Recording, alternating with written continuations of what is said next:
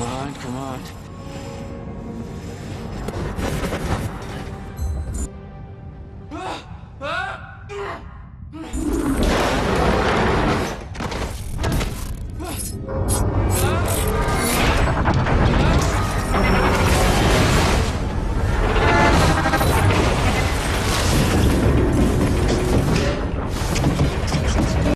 Hi, and welcome to a fairly standard Quantum Break review. I'm larger than I'd like.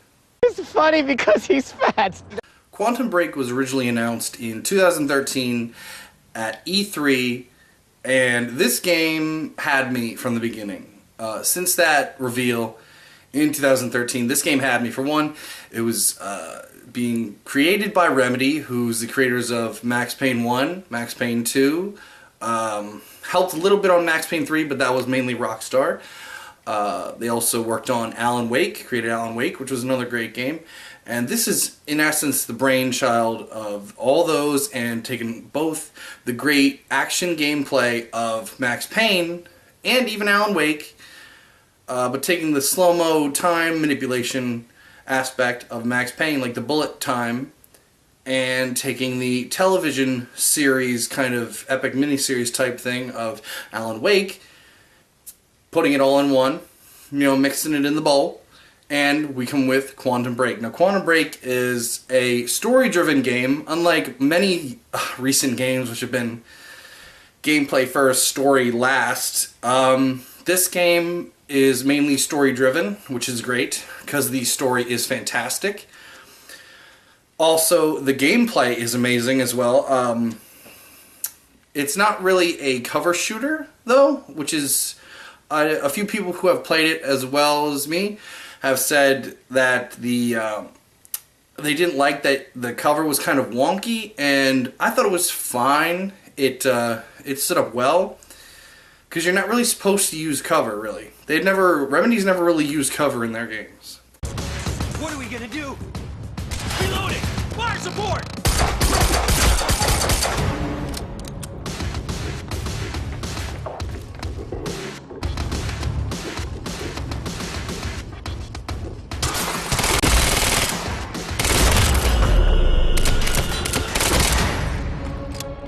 The game wants you to use the time powers you have, and it pretty much gives you very few opportunities to not have time powers. Like in the beginning of the game, for about 10 minutes you don't have time powers, so you go through about 2 or 3 firefights without them, and then boom, you get them, and then you use them.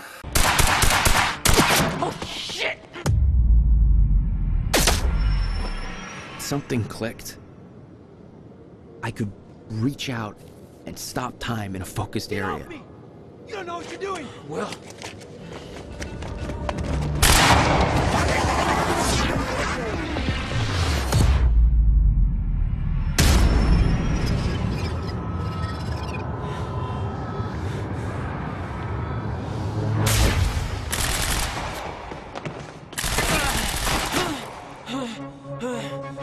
But first, I'm jumping all over the place. Let me get back to the story. The story starts off, you're Jack Joyce, who has been away from, I forget the city's name, but he's been away from home for about 6 years, and he finally comes home to meet his friend Paul Serene, who is working on something secret, and doesn't want anybody else's help except Jack's, who's his old friend. Jack, you know asking for help is not easy for me. I am in deep trouble. You see, the tests I have to run here are not, strictly speaking, legal. You're the only one I can trust to help me with this. Whatever Will did, I want to make it right. I love my older brother, but he didn't make it easy. It's already essentially set up. Anyone can do it, but you're the one I want to do this with. With Jack helping, Paul kind of sets the entire story in motion as they attempt to time travel, and everything goes horribly wrong, which obviously you knew, and I'm not going to go into too much detail except to say that the first 2 acts are really setting up everything that'll happen in acts 3, 4, and 5, which is great. The story is great. I personally will keep this game mainly just because of the story, like I did with Max Payne 2 and Alan Wake. I really didn't have any problems with this story. I liked how it flowed. There was no moments of, you know, boringness in the story. It was good pacing. The acting was great. This is probably the best I've seen with facial capture and just facial graphics in general. Like, they were really done well on Tomb Raider. Well, Rise of the Tomb Raider, sorry. But this one is, like, unbelievable. Sean Ashmore, who plays Jack Joyce, some of his facial animations, and even some for Paul Serene and Beth, the character of Beth Wilder, some of those facial reactions and, you know, little ticks or twitches in their face are so amazingly realistic that there are a few scenes that had me, you know, I was so invested. I was tearing up because of how well acted they were. And when you think about it, it's just, you know, these guys aren't really acting in the scenes. They're really just, you know, we're on a soundstage working these scenes out, and it's amazing how well it came across. You followed the plan. Whatever happened to you, change it. Don't. We can fix this. Don't. We can undo this. You still don't get it. It can't be changed. No matter what we do, the pieces fall in all of the exact same places. I've tried. Over and over. I can't just sit back and do nothing. You have to let go. Jack. You have to let go. I've seen it. The end of time. I've been fighting this fight my entire life, and I saw us fail. I saw where this leads. I just don't know anymore. I don't know if we can win this thing.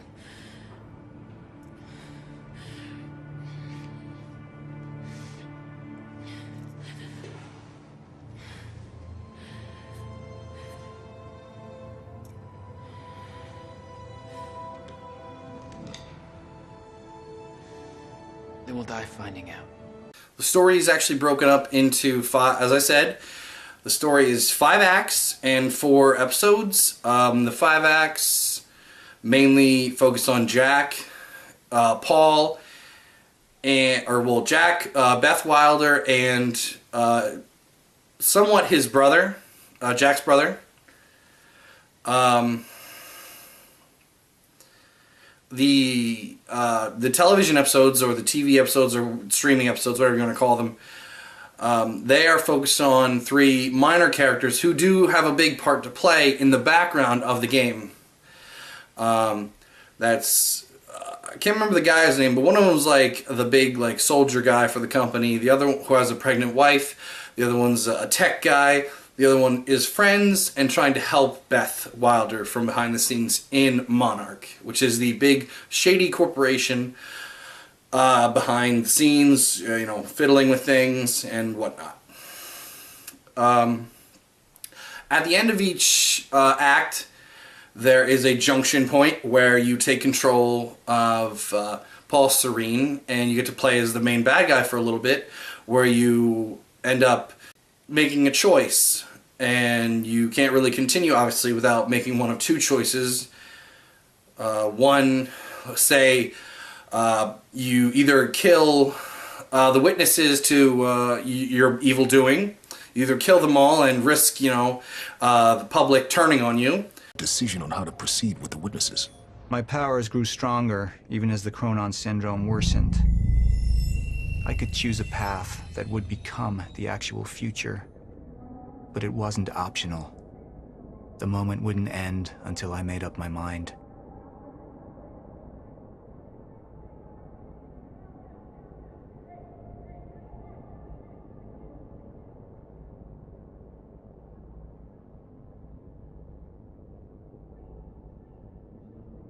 Initialize a PR campaign. I want a statement. And that violence was because of Jack Joyce. Monarch would take a PR-friendly approach and manipulate the public into siding with us. Our lies would give us control.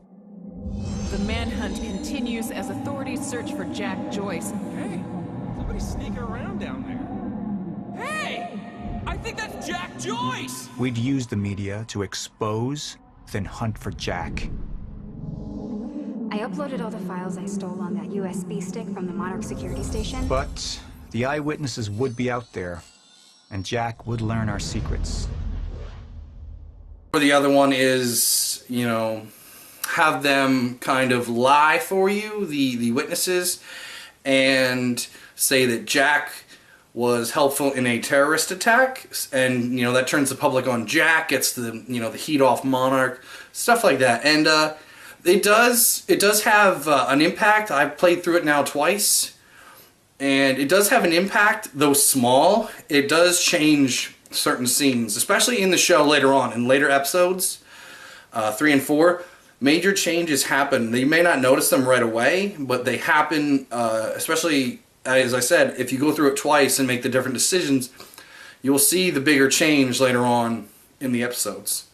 Not as much in the gameplay, but more in the show, in the background. That's where most of these things show up. Most of the changes.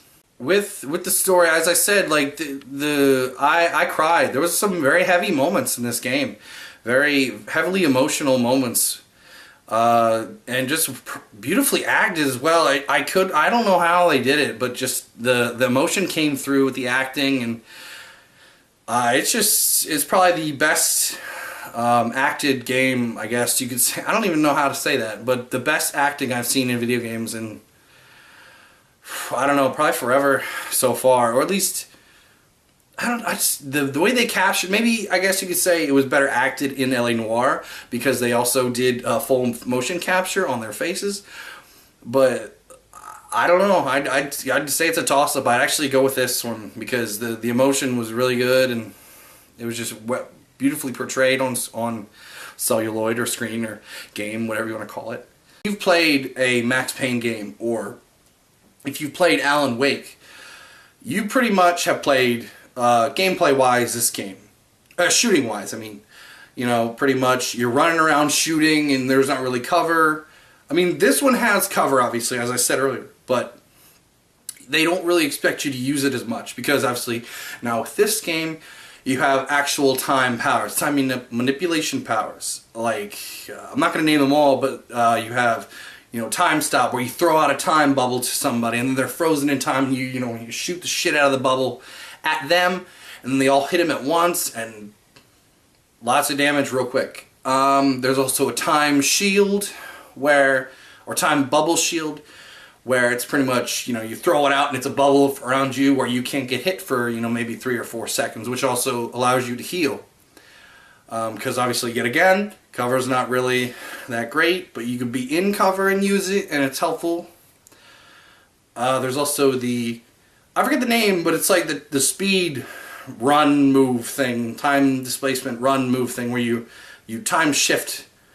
Say you're in cover. Obviously, you shouldn't really be in cover, but say you're in cover and you want to get to that cover, so you time shift over there. So that's 3 of, I think, about 8 or 9. So whatever. My only problem with that was they do kind of give you them really fast. I think that you get them all by the end of Act 2. I think you have them all, and then you don't really need any more after that. But it's still fun, because at that point you should know, okay, I got to use it for this, use it for that situation, and you can mix and match, and they all go together, I think, in my opinion, very well. I heard Serene met with Joyce and Lock. Yeah, I remember in person. Stay sharp, he's here. Somebody said... Shit!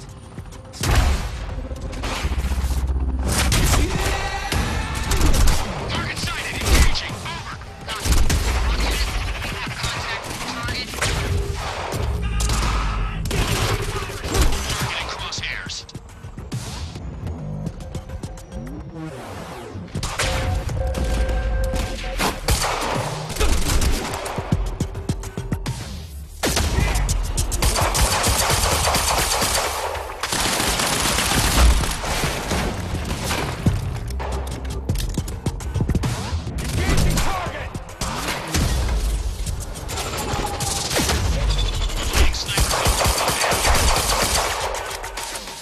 I guess one minor gripe with Remedy, his gunplay, isn't really the gunplay per se. It's that their guns have always kind of been okay.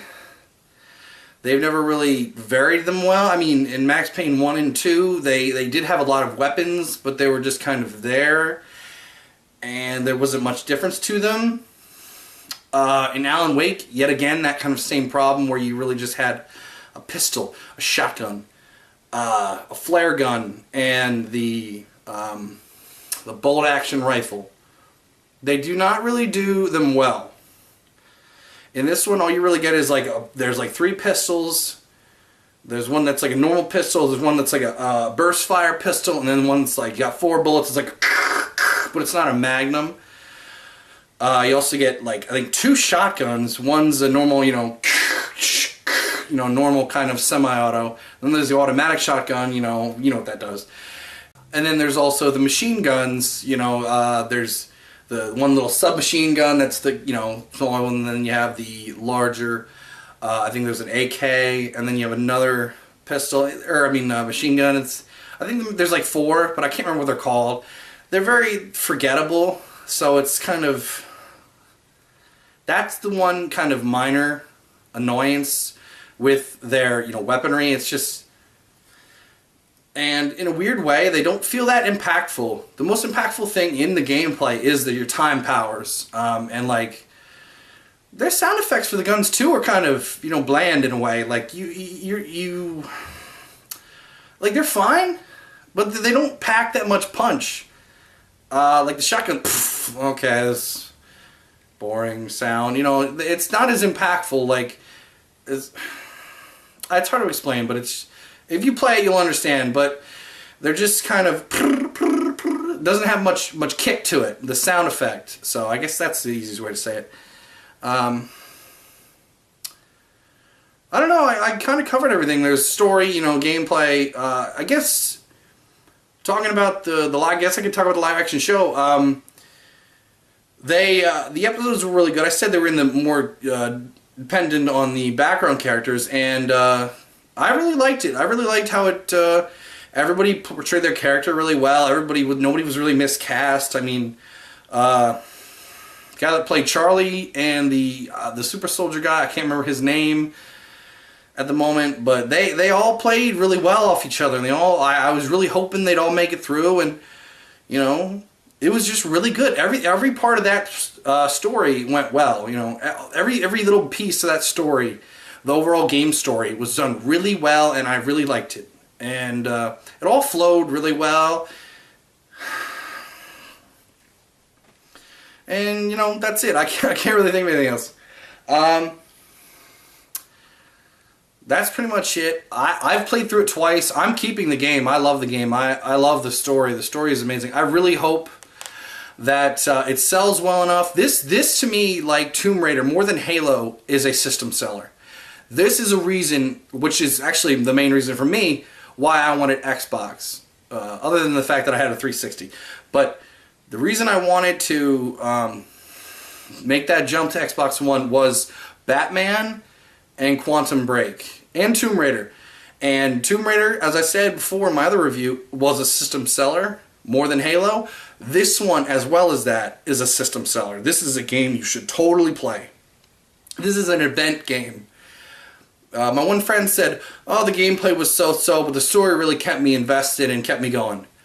I agree, but I also think that the gameplay, because on my second playthrough, I enjoyed the gameplay even more, because I wasn't trying to figure it out as much, and I was just using, the time powers and the guns to the best of my ability from previous use. I went through it once, so I get it now, and now I can do it even better. So, if I was to give this game a score, I don't like scores, but if I was to give this a score, I guess I would give it an 8, 8.5, or a 9, somewhere in there. I really liked this game. As I said, the only faults were really the guns. The weapons are kind of, they're fine, but that's it. They really don't pack too much punch, and they're just kind of there, and they don't really sound that amazing, and, I would not give it a score and tell you to rent it, buy. I don't know. I don't really have a scale or anything, but I would say buy it. as I said, buy it. This is, if you have an Xbox One, buy this game. Because even if you don't like the gunplay, you're gonna love this story, especially if you like time travel and all that stuff. The story is worth the price of admission. This game to me is worth $60. If it's not to you, I'm sorry. Rent it. You know, I mean, what's my opinion to you? It doesn't really matter, but I'm telling you, this game to me, in my opinion, is worth $60. I loved this game. I am keeping this game. So, you know, do whatever you want to do, because obviously it's your money. I'm just saying, for me, if you're coming from my opinion is buy this game, because it's great. And I hope there's more to come from Remedy for Alan Wake and Quantum Break and whatever else they do, because for me, they've never missed the mark. They've always hit the mark and gone up and beyond. So, thank you, Remedy, for this, and keep on doing it, and give me some more Quantum Break and Alan Wake. Quantum Break, Alan Wake. See you on Mirror's Edge, maybe, or Doom. I don't know, one of the two.